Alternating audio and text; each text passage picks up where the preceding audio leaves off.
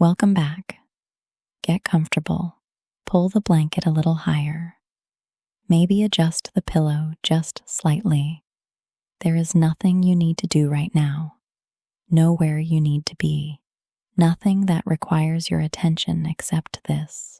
A long, slow, thoroughly unimportant journey through the history of Argentina. A place of enormous landmass, passionate people, and an almost supernatural ability to generate bureaucratic paperwork at critical moments in its national development. You will learn things tonight that will be of no practical use to you. You will retain almost none of it. That is the point. Let it wash over you like warm, slightly stale air from a government archive in the province of Mendoza. We begin. Argentina is a country located in the southern portion of South America. It is the 8th largest country in the world by total area, covering approximately 2,780,000 square kilometers. For context, that is quite large. Larger than Mexico, considerably larger than Alaska, and substantially larger than the state of Texas, which Texans typically find difficult to accept. The country stretches from the subtropical forests of the north all the way down to Tierra del Fuego in the far south, a distance of roughly 3,500 kilometers. This means that if you drove from the northern tip of Argentina to the southern tip without stopping, which would be inadvisable for a number of logistical reasons, it would take you approximately 36 hours at highway speeds. This fact is unlikely to affect your day. The name Argentina comes from the Latin word argentum, meaning silver.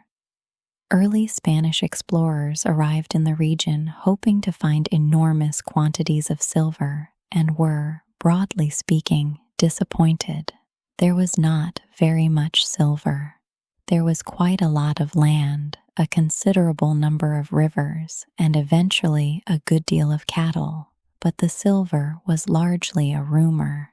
The Rio de la Plata, the large estuary that runs along the eastern edge of what is now Argentina and Uruguay, also takes its name from silver, plata being the Spanish word, and the estuary too contained essentially no silver whatsoever. It was named hopefully rather than accurately, which is perhaps a fitting origin story for a country that would spend much of the following centuries being optimistic in the face of considerable economic evidence to the contrary. The first permanent Spanish settlement in what is now Argentina was established at Santiago del Estero in 1553. It is the oldest continuously inhabited European settlement in the country, which earns it a certain distinction in historical terms. Though Santiago del Estero is perhaps most famous today for being frequently cited as an example of a place that people from Buenos Aires have not visited. The city was founded by Francisco de Aguirre, a Spanish conquistador who had previously been involved in the founding of several other cities further north, and who appears, based on historical records, to have been a prolific founder of cities, while being a somewhat controversial figure in other respects. He was eventually tried by the Inquisition, which adds texture to his biography, if not relevance to your sleep. Buenos Aires, the capital city of Argentina, was actually founded twice. The first founding occurred in 1535, when Pedro de Mendoza arrived with a fleet of ships and established a settlement he called Ciudad de la Santísima Trinidad y Puerto de Santa María del Buen Aire, which translates roughly to City of the Most Holy Trinity and Port of St. Mary of the Fair Winds. This name is, by almost any measure, excessively long for a city. the settlement was attacked repeatedly by the indigenous Querendí people, ran out of food, and was effectively abandoned by 1541. Mendoza himself died on the return voyage to Spain. The city was then refounded in 1580 by Juan de Garay, who had the advantage of coming from the north where Spanish settlements had managed to stabilize, and his version stuck. The current official name of the city remains in legal documents the full original name from 1580, though no one uses it. The colonial period in Argentina was administered from Lima, Peru, which was the center of Spanish colonial power in South America for most of the 16th and 17th centuries. Buenos Aires was considered something of a backwater, a peripheral port on the wrong side of the continent, far from the silver mines of Peru and Bolivia. The city was not allowed to trade freely and had to smuggle goods in considerable quantities just to sustain itself, which it did with some enthusiasm. It was not until 1776 that the viceroyalty of the Rio de la Plata was established, elevating Buenos Aires to the status of a viceregal capital and finally giving the city and region a proper administrative structure of its own. This happened largely because Spain was worried about Portuguese expansion from Brazil, which suggests that the founding of one of South America's great cities owed something to the administrative anxiety of a European power that no longer exists. The viceroyalty of the Rio de la Plata included not just present-day Argentina, but also what is now Uruguay, Paraguay, Bolivia, and parts of Brazil and Chile. It was therefore a substantially larger territory than modern Argentina, though it was held together primarily by the logic of colonial administration rather than any deep cultural or geographic coherence. The first viceroy was Pedro de Ceballos, who was appointed in 1776 and proceeded to conduct a military campaign against the Portuguese, before settling into the more routine aspects of colonial governance, which included regulating trade, managing disputes between various religious orders, and dealing with the extraordinary amount of correspondence that Spanish colonial administration required. Records suggest the paperwork was considerable. In 1806 and 1807, British forces twice attempted to capture Buenos Aires. These events are known as the British invasions, or in Spanish, the Invasiones Inglesas. The first invasion, led by Commodore Holmriggs Popham and Brigadier General William Carr Beresford, succeeded initially. The viceroy fled the city, which was occupied by British forces. However, local militias, organized in large part by a French-born officer named Santiago de Liniers, drove the British out. The second invasion, a much larger force under General John Whitelock, was also repelled. Buenos Aires was defended block by block, with residents throwing boiling water, oil, and various household objects from their windows and rooftops, a mode of urban warfare that has a certain improvisational quality. The British retreated. Whitelock was court-martialed upon returning to England, and Buenos Aires was left with a new sense of its own capacity for self-defense and a vague awareness that maybe, perhaps, independence from Spain was not entirely unthinkable. Argentina declared independence on July 9th, 1816, at a congress held in the city of Tucumán. The declaration was made by representatives of the United Provinces of the Rio de la Plata, which is what Argentina was called at the time. July 9th is still celebrated as Independence Day in Argentina.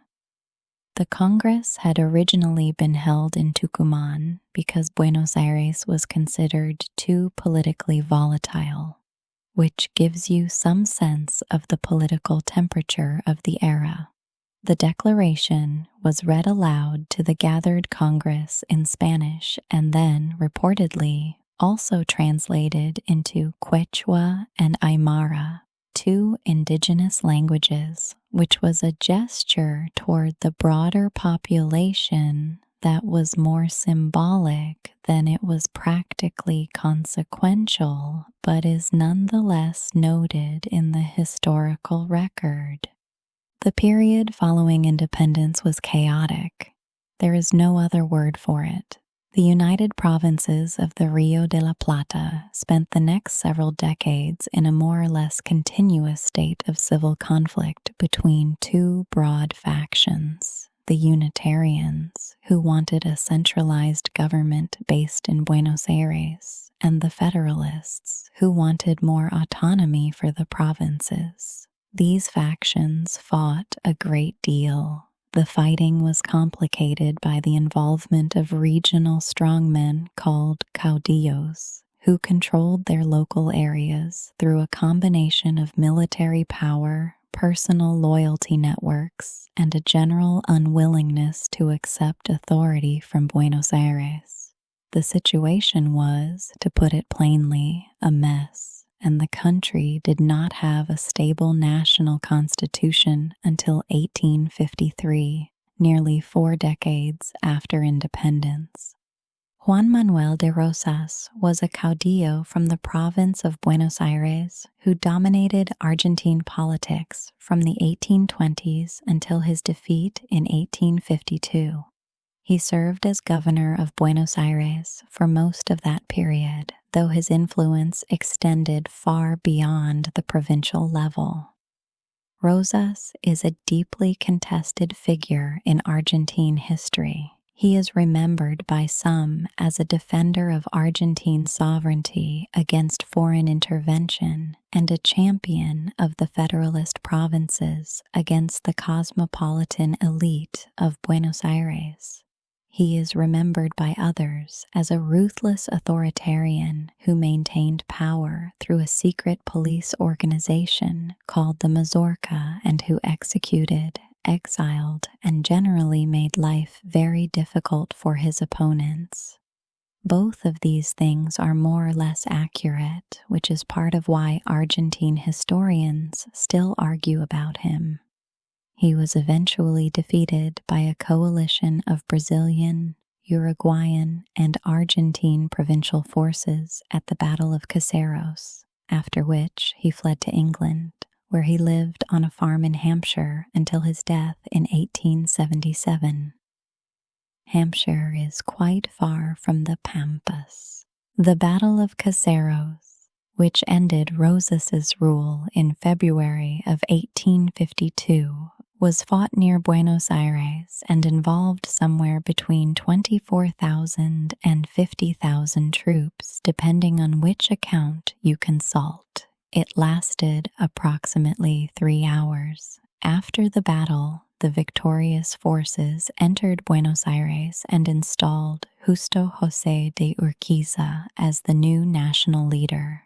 Urquiza oversaw the writing of the Argentine Constitution of 1853, which remains, with amendments, the basis of Argentine constitutional law today.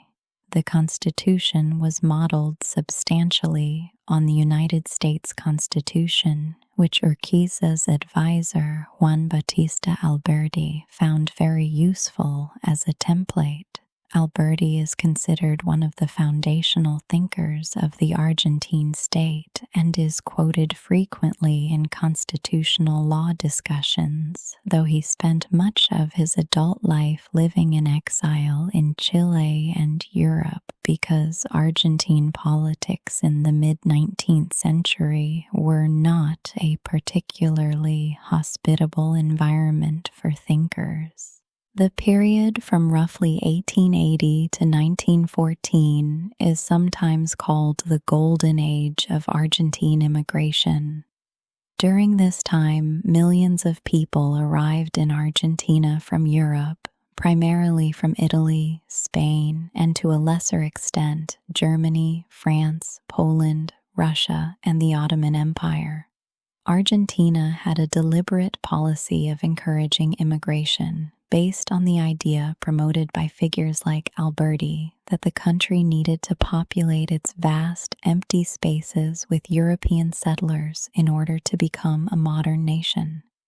The phrase gobernar es poblar, to govern is to populate, is attributed to Alberti and captures the spirit of the policy. Between 1880 and 1914, something like 6 million immigrants arrived, a number roughly equal to the existing population of the country in 1880. The demographic effect of this was enormous and lasting, which is why Argentina today has a higher percentage of people with Italian and Spanish ancestry than any other country in South America, and why Argentine Spanish has a distinctly Italian-influenced cadence that sets it apart from the Spanish spoken elsewhere in the region. The Italian influence on Argentine culture extended to language in a very specific way. In Buenos Aires and surrounding areas, a slang dialect called lunfardo developed in the late 19th and early 20th centuries, mixing Spanish with Italian vocabulary and also incorporating words from other immigrant languages, including cocoliche, which was itself a mixed Italian-Spanish contact language. Lunfardo was originally associated with the poor and working-class immigrant neighborhoods of Buenos Aires and was considered somewhat disreputable by polite society. It later became closely associated with tango lyrics and is now regarded with a certain affectionate nostalgia. Several lunfardo words have made their way into everyday Argentine Spanish and are used without any awareness of their origins by people who would be surprised to learn that the word they just used to describe, say, money or a state of confusion arrived in the language through the tenements of La Boca in the 1890s. Tango itself is worth a brief digression in the context of falling asleep. Tango originated in the working-class neighborhoods of Buenos Aires and Montevideo in the late 19th century. Its exact origins are disputed, as are the origins of most things that later become symbols of national identity. It likely developed from a mixture of African rhythms, Cuban habanera music, and the milonga dance form in the context of the diverse immigrant neighborhoods where these influences intersected. Tango was initially considered vulgar and was banned or restricted in various public venues. It became internationally fashionable in Paris around 1912 and 13, after which Argentines who had been somewhat ambivalent about it domestically began to take more pride in it, which is a pattern observable in the reception of many art forms. By the time Carlos Gardel became an international star in the 1920s and 1930s, tango was firmly established as a symbol of Argentine identity. Gardel died in a plane crash in Medellin, Colombia in 1935 and has been mourned continuously ever since, to a degree that might seem disproportionate but reflects his singular hold on the Argentine cultural imagination. The Argentine pampas are the vast, flat, fertile grasslands that stretch across the central portion of the country and into parts of Uruguay and southern Brazil. The Pampas cover roughly 600,000 square kilometers and are among the most fertile agricultural lands in the world. They are also, by the accounts of most people who have crossed them, extremely monotonous to look at. The horizon is flat in every direction. The grass historically went on for as far as the eye could see and then continued beyond that. The Pampas were not empty historically. Various indigenous groups lived there, most notably the Mapuche and Tehuelche peoples. But they became the setting for one of the defining figures of Argentine cultural mythology, which is the gaucho. The gaucho was a figure something like the Argentine version of the American cowboy, in the sense that he was a skilled horseman who worked the open plains herding cattle, lived a largely nomadic life, and became a potent symbol of a way of life that was already disappearing by the time people started romanticizing it. Gauchos were of mixed ancestry, European, indigenous, and African, and occupied an ambiguous social position, valued for their skill, but also feared as lawless by the urban elite. The gaucho became the subject of an important national poem, the Martín Fierro, written by José Hernández and published in 2 parts in 1872 and 1879. The Martín Fierro tells the story of a gaucho who is forcibly conscripted into the army, deserts, becomes an outlaw, and eventually accepts a return to a changed society. It is a long poem written in colloquial gaucho Spanish and is considered by many Argentines to be roughly equivalent in national importance to what Homer is for the Greeks, which is a comparison that Hernandez himself probably would not have predicted when he wrote it. Every Argentine schoolchild studies it. It is the kind of poem that is memorized and then slowly forgotten over the course of an adult life. Cattle ranching became the economic engine of Argentina in the second half of the 19th century.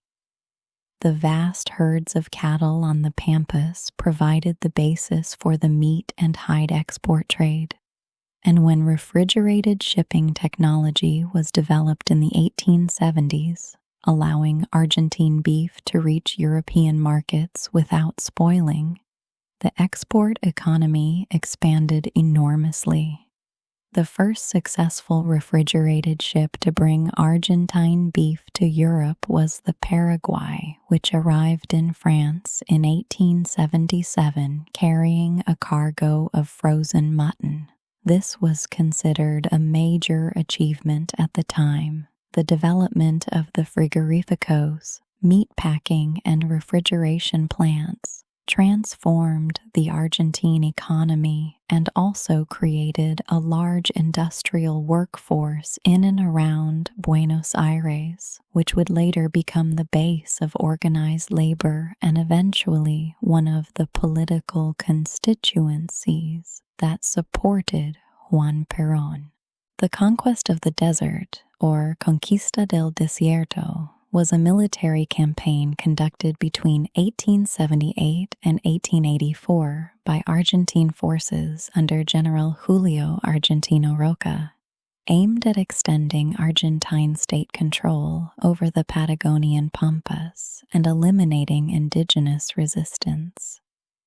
The campaign resulted in the killing, displacement, and forced relocation of large numbers of Mapuche, Tehuelche, and other indigenous peoples, clearing the way for the establishment of large estancias and the expansion of the agricultural and ranching economy southward. Roca is a deeply contested figure. He served as president twice, from 1880 to 1886, and again from 1898 to 1904, and is credited by some historians with consolidating the Argentine state, building national infrastructure, and establishing a secular education system.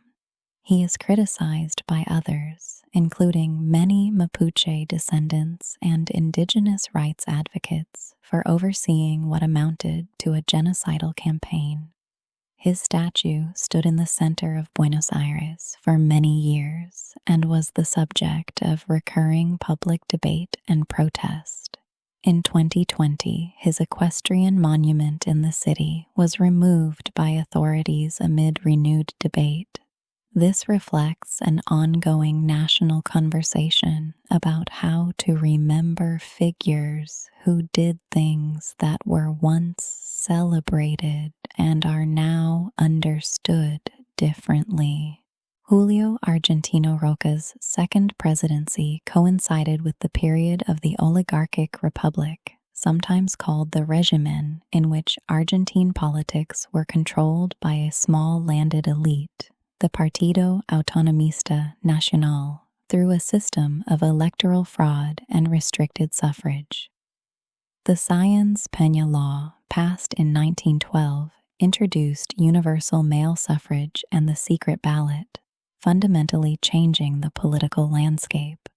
The law was named after President Roque Sáenz-Peña, who sponsored it despite being himself a product of the oligarchic system, which suggests either a commendable commitment to democratic principle or a strategic miscalculation about what would happen next. What happened next was that Hipólito Yrigoyen and the Radical Civic Union, the Unión Cívica Radical, or UCR, won the elections of 1916, becoming the first democratically elected government in Argentine history. Yrigoyen became extremely popular with the middle class and urban workers, was elected twice, and became so identified with the UCR that the party was often just called El Partido de Yrigoyen, rather than by its actual name. He governed from 1916 to 1922, and then again from 1928 until a military coup deposed him in 1930.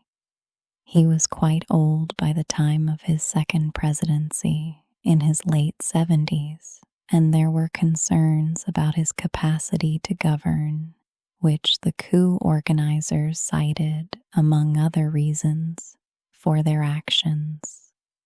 The coup of September 6, 1930, was led by General José Félix Uriburu and is generally considered the beginning of a long and painful cycle of military intervention in Argentine politics that would recur with variations for the next 50 years.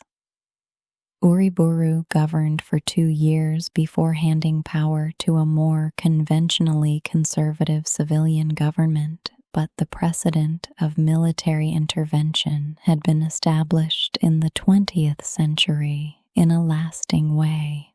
Argentine political history from 1930 onward can be read as a series of oscillations between elected civilian governments and military interruptions, with the underlying tensions of the country, between Buenos Aires and the provinces, between labor and capital, between Peronists and anti-Peronists, between nationalists and liberals, never quite resolving themselves into a stable equilibrium. This makes Argentine political history fascinating for those who study it and deeply exhausting for those who lived it. Juan Domingo Perón is the single most consequential figure in 20th century Argentine history, with the possible exception of his second wife, about whom we will say more shortly. Perón was an army officer who became prominent after the coup of 1943 and who, as Secretary of Labor in the military government, began building a relationship with organized labor that was unprecedented in Argentine political history. He secured wage increases, labor protections, and social benefits for workers in ways that made him immensely popular with the working class, the descamisados, or shirtless ones, as they came to be called. He was elected president in 1946 and remained in power until 1955, when he was overthrown by yet another military coup. He was exiled to Spain, where he lived for 18 years before returning to Argentina in 1973. He died in office in 1974. Peronism as a political movement and ideology continued long after him and continues to shape Argentine politics to this day in ways that are difficult to summarize without writing several books.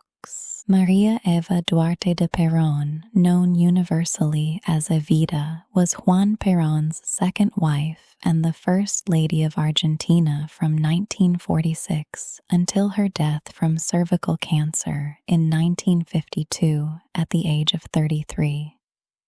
She was born in Los Toldos, a small town in Buenos Aires province, as the illegitimate daughter of a landowner and a cook, a background that was considered a significant social stigma in the Argentina of her day. She moved to Buenos Aires as a teenager to pursue an acting career, worked in radio and film, met Juan Perón, and eventually became a political figure of extraordinary influence.